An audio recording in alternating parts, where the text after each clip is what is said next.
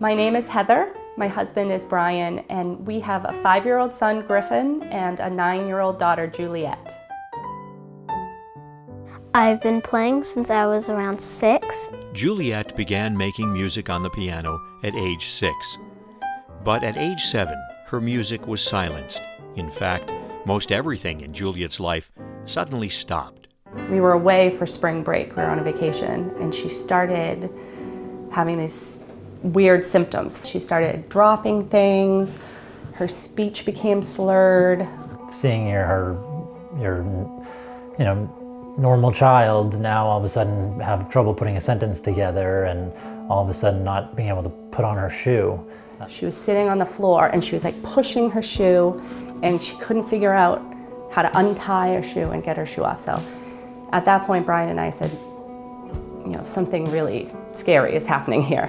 This very articulate, high IQ little girl who did what little girls like to do, all of a sudden couldn't say or do much of anything. People were talking about like a brain tumor or, at this point it's really hard to understand her at all. Emergency room doctors spent 12 hours unsuccessfully trying to figure out what was wrong with Juliet.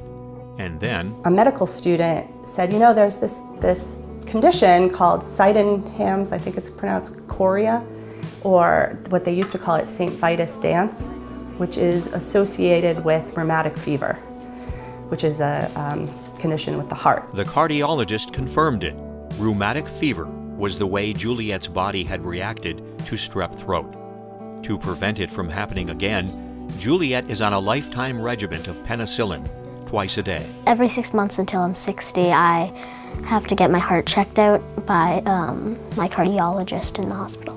But their insurance plan doesn't cover the cost of her cardiologist, the one who's been with her from the beginning, the one she knows and trusts.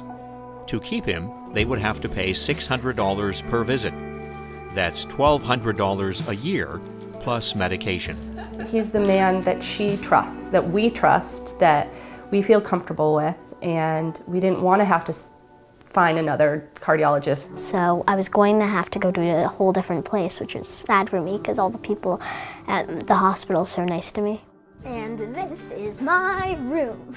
When the grant came, I was really happy. And we said, this is it. This could be the way that we get to stay with the doctor that we trust. A $1,300 grant from the United Healthcare Children's Foundation makes it possible for Juliet to keep her trusted cardiologist. And it's fun.